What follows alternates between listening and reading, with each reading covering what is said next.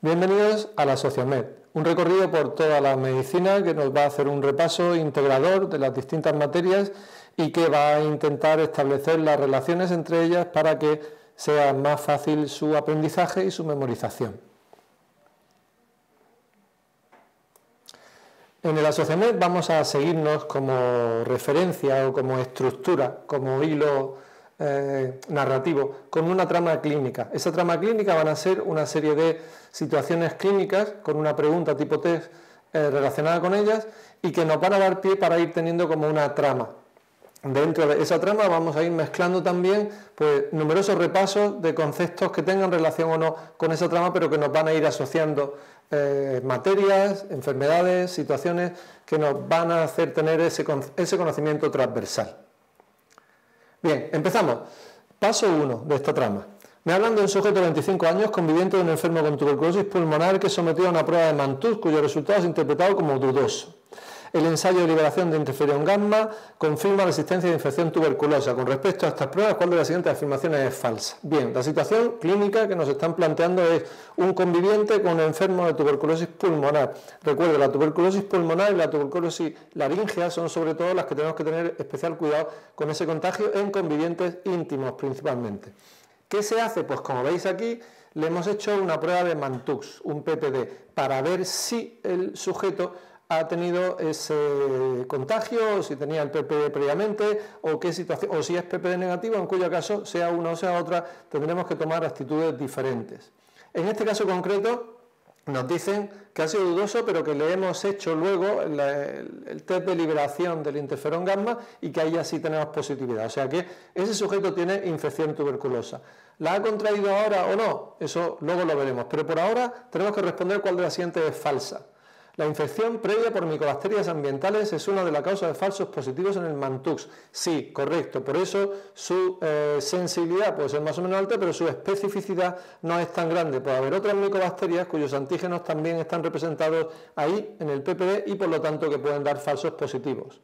Los resultados del test de liberación del interferón gamma son más reproducibles, ya que cuantifican la intensidad de la respuesta de la hipersensibilidad, cuantifican el nivel de interferón gamma y cuantifican efectivamente la intensidad de esa reacción. Esa también es correcta.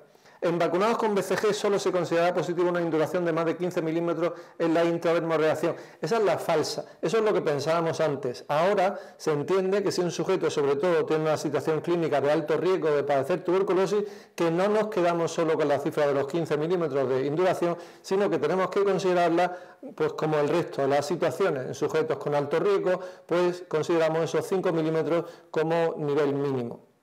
Esa sería la falsa, por lo tanto. Y la prueba de la liberación del interferón gamma es menos sensible en pacientes que tienen, por ejemplo, una linfopenia, en donde la producción del interferón pues, va a ser seguramente menor. Esa es cierta también. O sea que nos quedamos con la respuesta 3.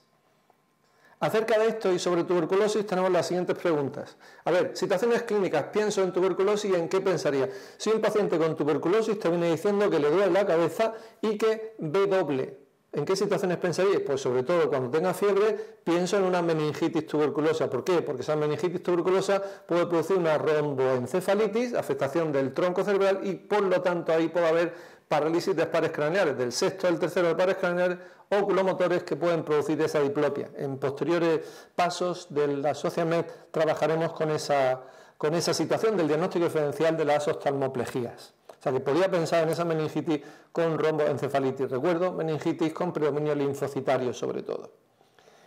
¿Qué relación tiene la tuberculosis con el lupus? Pues podemos pensarlo rápidamente y, pues mira, puede ser una, que el tratamiento con corticoides para el lupus pueda producir una reactivación de la tuberculosis y luego, por otro lado, hay una manifestación cutánea que se llama el lupus vulgaris que puede hacer efectivamente que ese nombre pues, tenga relación con el del lupus y que por lo tanto pues, ahí se pueda establecer esa asociación. Pero como asociación clínica, el lupus en tratamiento con corticoides puede tener ese riesgo de reactivación de la tuberculosis.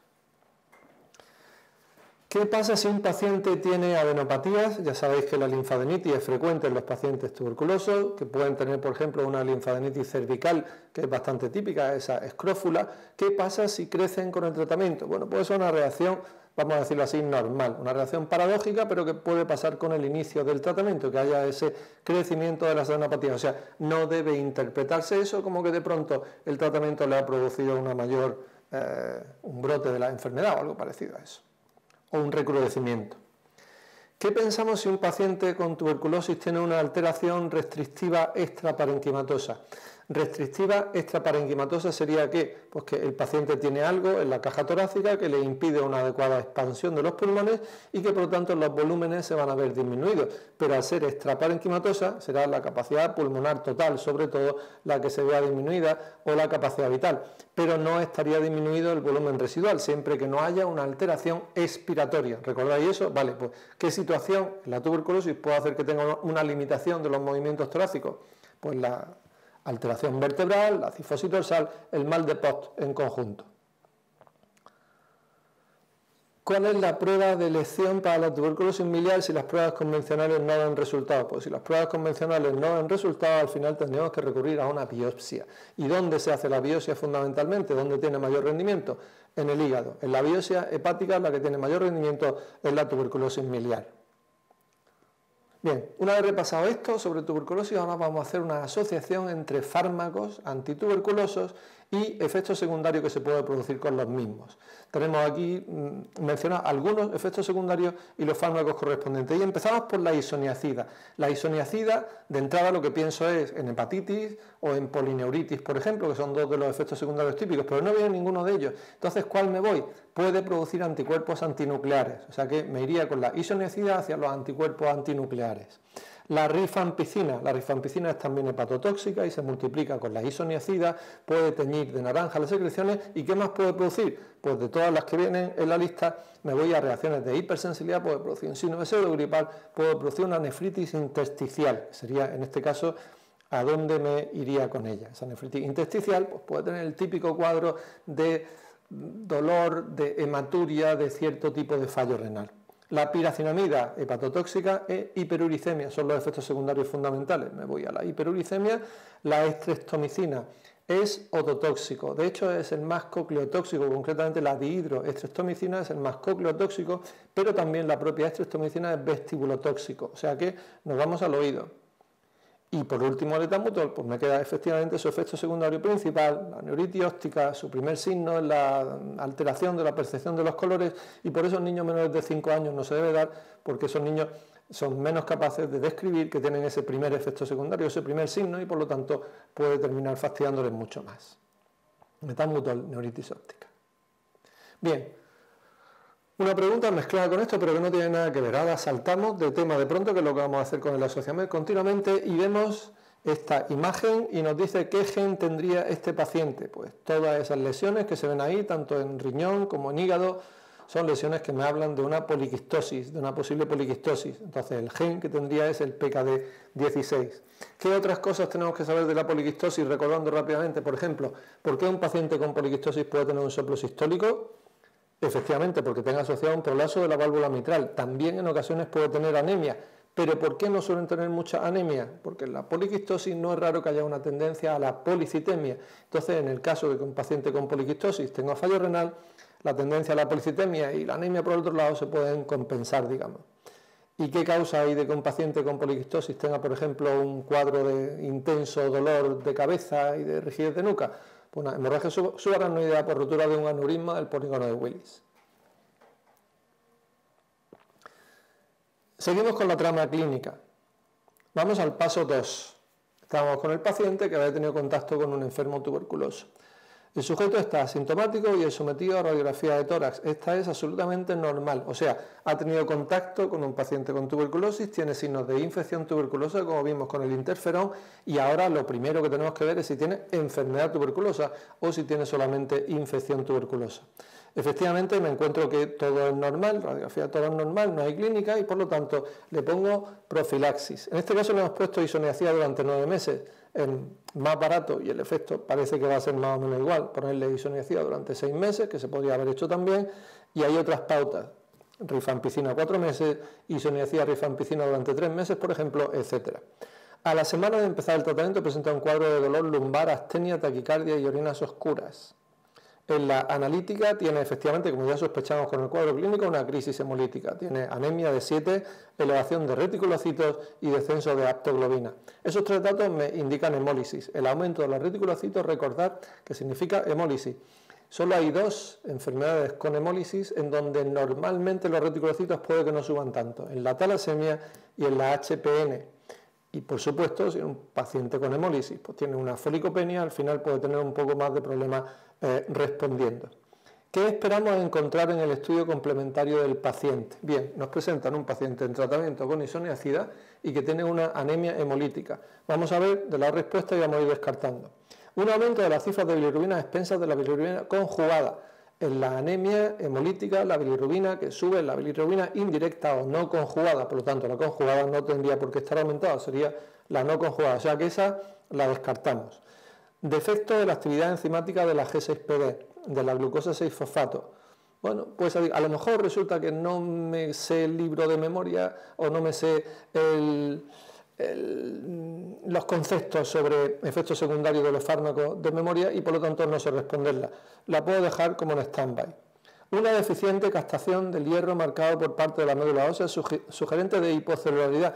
Esa está clara que podemos descartarlo. No puede haber hipocelularidad en la médula ósea si hay un aumento de los reticulocitos. El aumento de los reticulocitos significa que la médula ósea está trabajando mucho. Esa no vale. Dianocitos, punteado basófilo y disminución de la amplitud de la distribución eritrocitaria son signos que me hablan de una talasemia. ¿El paciente podría tener talasemia? Hombre, tiene 25 años y que debute ahora de pronto. La talasemia sería mucho más raro. O sea que es una situación extraña. Y además no tiene que ver con el contexto clínico, que sí podría tener que ver el defecto de la actividad de la G6PD, porque ese déficit enzimático se puede exacerbar con el tratamiento con isoniazida. Y es por lo tanto la respuesta correcta. Sobre anemia y sobre diagnóstico diferencial, esto vamos a hacerlo rápido, rumba samba mambo, con swing. ¿Qué anemia tiene el metilmalónico elevado? La anemia por déficit de vitamina B12, no por fólico, por B12, la megaloblástica. En este caso, el metilmalónico enzima A no se puede metabolizar adecuadamente si no tengo B12. Con el fólico solo tendría aumento de la homocisteína. El metilmalónico por eso también es indicador de una posible clínica neurológica desmielinizante. Reticulocitosis, neutropenia y hemólisis. El que haya una hemólisis con reticulocitosis y que sin embargo haya alguna serie deficitaria me puede hacer pensar en algo que tenga que ver con un trastorno de la célula madre de la médula ósea, por ejemplo en la HPN, hemoglobinuria paroxística nocturna.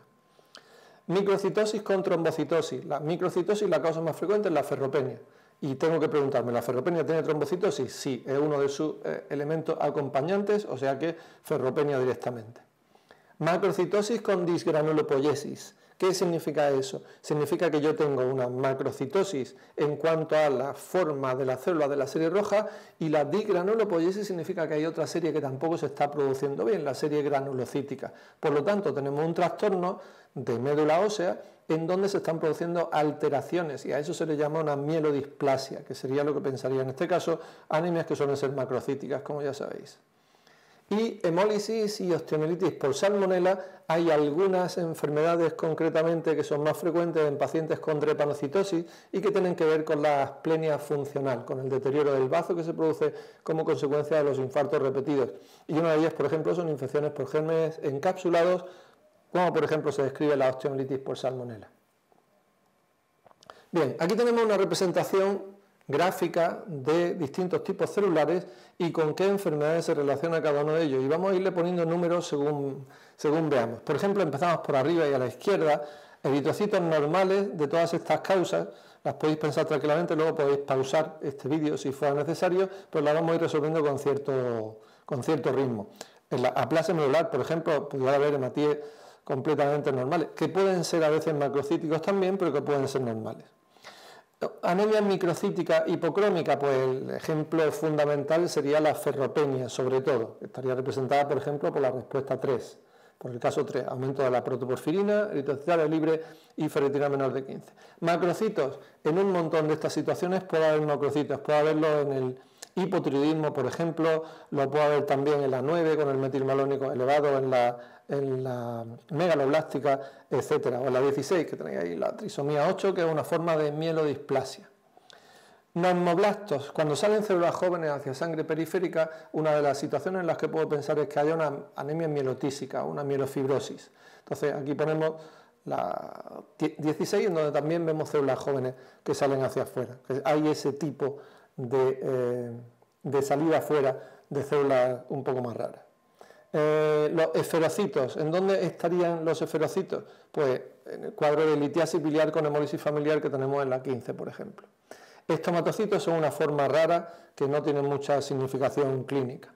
Las células en diana, por ejemplo, son de las hemoglobinopatías, y ahí tendríamos, por ejemplo, la talasemia entre ellos, aunque en la drepanocitosis también podría haberlas. Las células en lágrimas me hablan también de una mielofibrosis, de una anemia mielostísica. Entonces, vemos en la 1 o vemos, por ejemplo, en la 14, la enfermedad de Payet, que puede producir esa mielofibrosis del hueso. Lo hemos representado más con esta, más que con los normoblastos, que podrían tener formas más jóvenes que hemos visto con la mielodisplasia, pero también pudieran verse en la mielofibrosis. Eliptocitos son el tipo de hematíes que tienen normalmente los camellos, las llamas y tal, y que resisten a altas temperaturas. Las células drepanocíticas, por ejemplo, ¿en qué situación se ven? Pues vemos ahí la 5, que es la osteomielitis por salmonela.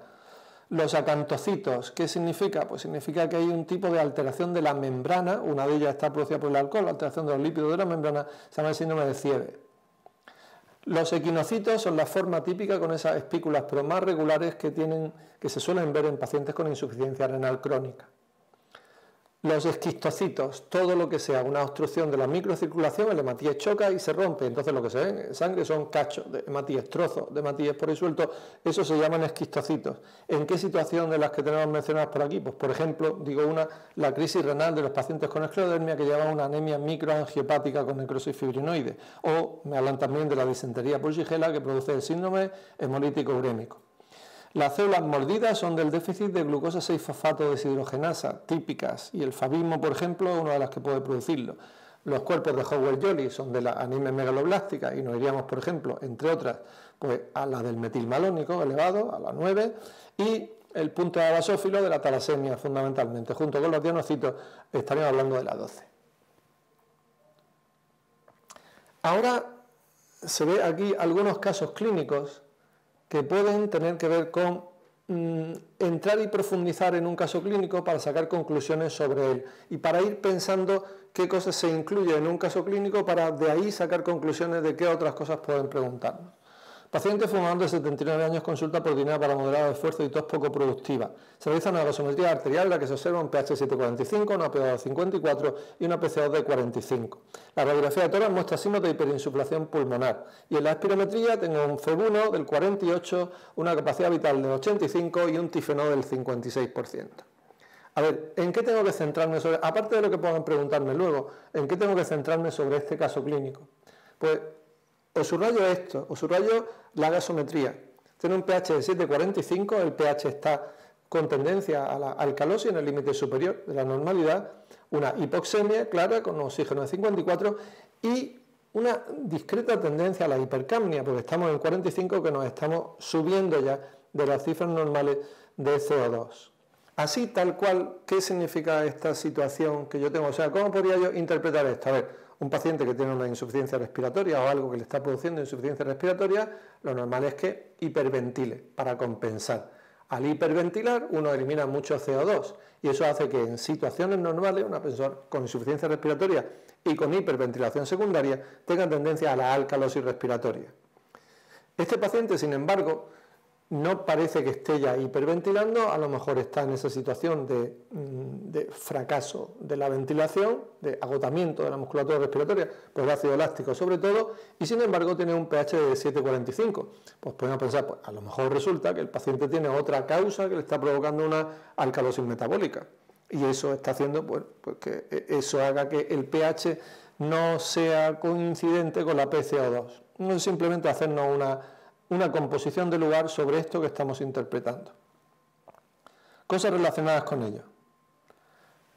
Tenemos esa hipoxemia con CO2 en el límite alto de la normalidad y un pH en el límite alto de la normalidad. ¿Ahí qué situación veríamos? Pues a mí ante esa situación yo pienso que el paciente tiene una situación clínica peor que si tuviera una PCO2, por ejemplo, de 30, en donde pienso el paciente está hiperventilando y por lo tanto se está solucionando el cuadro. Pero sin embargo, si puedo pensar eso, luego tengo que tener el siguiente razonamiento. Y el siguiente razonamiento es el cálculo del gradiente. Y resulta que en un paciente que tiene esta situación clínica, el gradiente calculado, hacéis los cálculos vosotros si queréis, la presión alveolar de oxígeno se calcula como 150 menos 1,25 por la PCO2, que nos sale 93,75, como veis ahí, y el gradiente es la presión alveolar menos la presión arterial. Y en este caso tenemos 93,75 menos 54, que sería 39,25. Si en este paciente nos dieran una cifra de CO2 bastante menor, tendría un gradiente más alto. ¿Por qué? Porque a pesar del paciente estar hiperventilando, el oxígeno sigue sin subir. O sea que la situación ahí, contrariamente a lo que podíamos pensar de entrada, la situación en ese caso me indicaría un mayor desequilibrio de ventilación-perfusión. Ojo, por lo tanto, si un paciente tiene hipoxemia y una PCO2 muy baja, eso significa que está intentando compensar, pero por otro lado significa que su desequilibrio, su alteración es mayor, porque a pesar de estar hiperventilando no consigue compensar el cuadro. ¿Vale? Bien, ¿qué otro dato podemos sacar de aquí? ¿Qué tipo de alteración funcional respiratoria presenta este paciente? Pues tiene una FEV1 del 48% y un tífeno del 56%. Por lo tanto, está muy claro que lo que tiene es un patrón obstructivo. Tiene una reducción del FEV1, del tífeno, y la capacidad vital la tiene también reducida, pero no tanto como tiene reducido los patrones que indican la expiración. Por lo tanto, tendría un patrón obstructivo. Con el FEV1 por debajo del 50% podemos definirlo como grave. Saltamos de pronto y nos encontramos con otra imagen que simplemente me habla con un caso clínico específico sobre ella. Esto es mezclar, esto es hacer este recorrido por distintas asignaturas que nos lleven a un conocimiento más transversal de la medicina. Paciente de 48 años con artritis reumatoide, desde los 30, presenta edema generalizado. Se observa una proteinuria de 8 gramos diarios sin hematuria. Una biopsia renal, o sea, el cuadro clínico que tiene un síndrome nefrótico, y una biopsia renal muestra esos depósitos que veis ahí, esos depósitos rosados. Si lleva con artritis reumatoide desde hace 18 años, ¿cuál es la causa más probable que puede producir ese síndrome nefrótico? Pues efectivamente esas lesiones son de sustancia amiloide, una amiloidosis AA es la que puede haber producido eso. Y os he hecho otra pregunta, le he preguntado, aparte de la propia artritis reumatoide, ¿qué puede motivar a este paciente dolores en las manos de predominio nocturno? Eso es un túnel carpiano, y el túnel carpiano se produce por amiloidosis, por artritis reumatoide, por la acromegalia, por el hipotiroidismo, etc. Son causas todas ellas frecuentes del túnel carpiano. En este caso sería tanto por la artritis reumatoide como por la amiloidosis. En cuanto a la amiloidosis y su diagnóstico diferencial, la amiloidosis es una situación en donde tú tienes muchas proteínas, producen muchas proteínas, esas proteínas no las usas y por lo tanto como que florecen, como que se te depositan ahí y se estropean. Y al estropearse forman una sustancia que infiltra los distintos tejidos. Pero, por ejemplo, si un paciente con amiloidosis puede tener túnel carpiano, si un paciente con un túnel carpiano tiene macrocitosis, ¿en qué situación pensaría como causa? Pues de las que hemos dicho antes, en el hipotiroidismo, aparte de todas las otras manifestaciones que el hipotiroidismo puede tener.